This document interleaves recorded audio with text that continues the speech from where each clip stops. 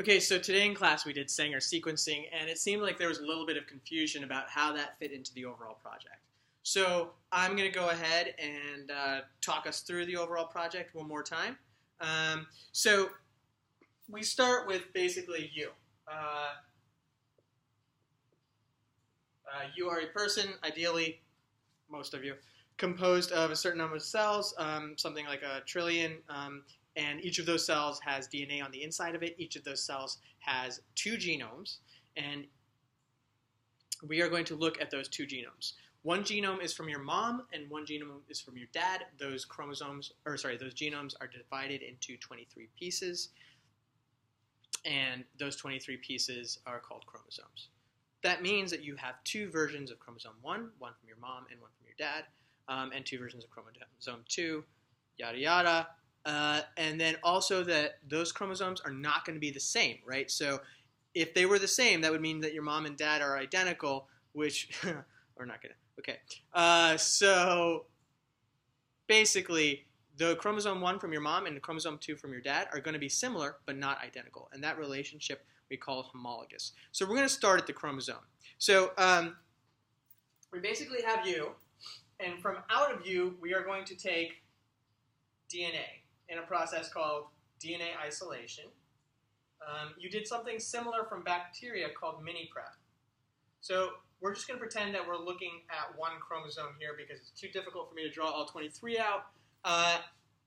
We are looking at a specific region on that chromosome called a SNP. So a SNP is a single nucleotide difference between 2 alleles. An allele is a different version of a gene, so 2 versions of a DNA polymerase, for example, those would be alleles.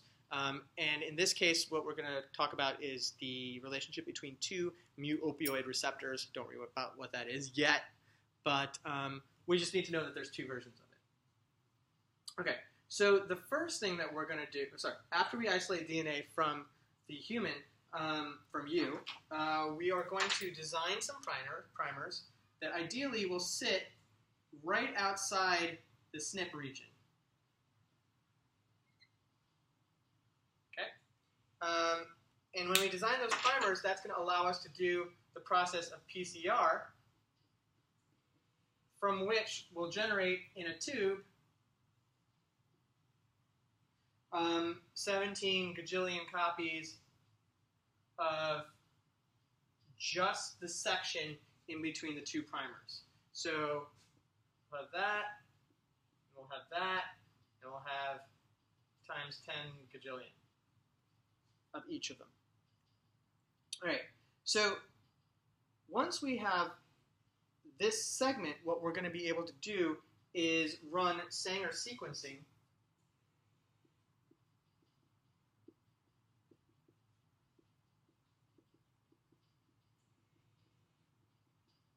where we're basically going to run another PCR, but this time with only 1 primer.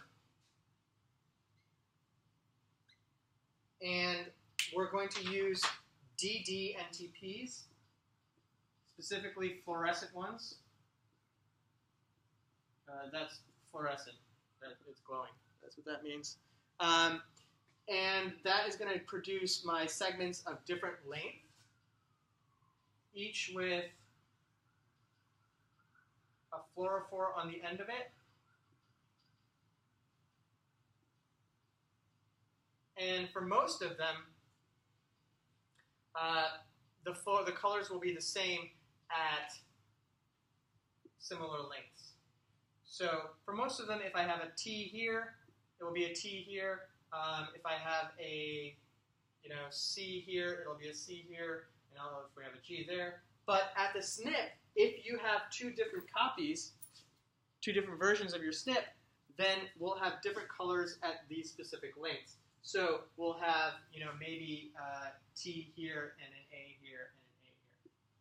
So we're going to run these pieces of DNA through a gel. The small pieces are going to come out fastest, and they're going to glow a certain color, and that is basically going to give us a sequence file, which will look something like this.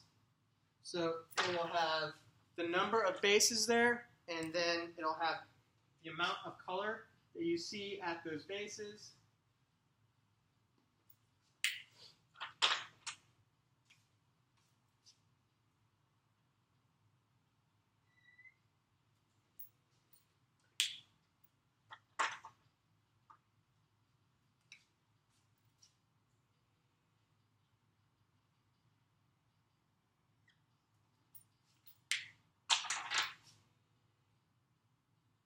Okay, so this sequence file you can see 4 different peaks, and there's a peak at 1, a peak at 2, a peak at 3, a peak at 4, which means as the DNA was running out,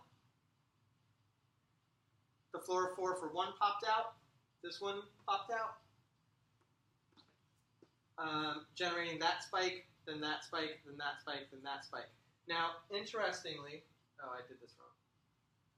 Sorry, my 2 and 3 should be split.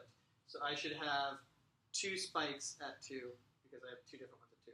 So interestingly, you see here we have at position 3, which like I said should be position 2, we have 2 different colors. That means that we have two lengths of DNA with different letters on the end. Those letters correspond to the segment that we amplified earlier, which was from this chromosome. Okay? So this is going to tell us that we are, at this position, we have 2 alleles.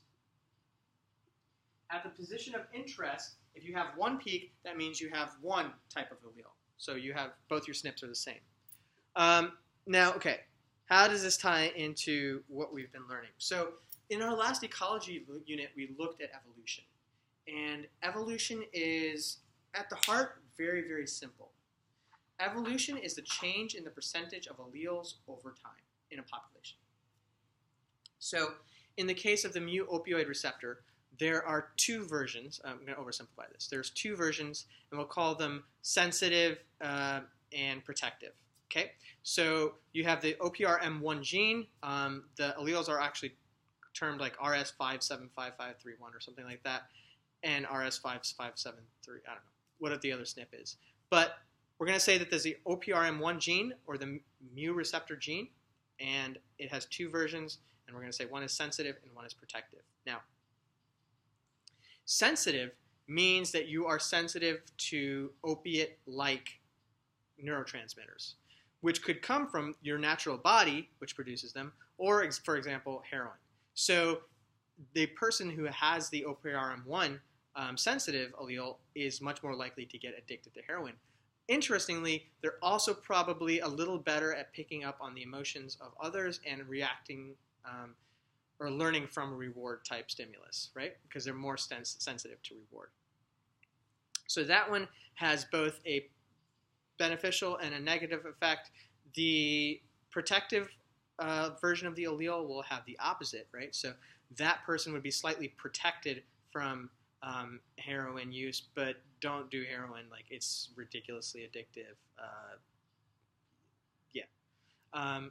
And so that person would also be slightly less sensitive to reward-based stimuli. So in a situation, in 2 different situations, let's say one where there is let's say we're in a country with high opioid use, then the protective allele, or people with the protective, 2 copies of the protective allele, might theoretically be selected for, because the presence of heroin in the population, or opium in the population, would select against people with the sensitive allele. So people with the protective allele would be more likely to pass on. Now, in a situation where there's no heroin, the sensitive allele might actually outperform the other one, right? So a person that is more sensitive to reward is going to learn faster from positive feedback. I'm really oversimplifying here, but I hope you can see kind of how this plays out. So we're looking at phenotype, protection, or sensitivity, the result of genes, and tracing them all the way back to genotype. We're doing this metaphorically when we talk about it, but we're also going to do it literally in a series of lab steps. So those lab steps are going to be DNA isolation from the human being. I'll probably be calling that buccal swabbing at some point. We're going to have the PCR, which is going to generate two double strands of DNA surrounding our SNP. Sanger sequencing, which is going to produce different lengths of DNA, and then our sequence file, which is going to give us the sequence itself. So then we are going to be able to look at our own genes, our own alleles, and we are going to be able to see, well, we'll start thinking about how our society is going to affect those. So whether or not those are going to be protective or whether those are going to be selected against. Okay? Hey, come on in.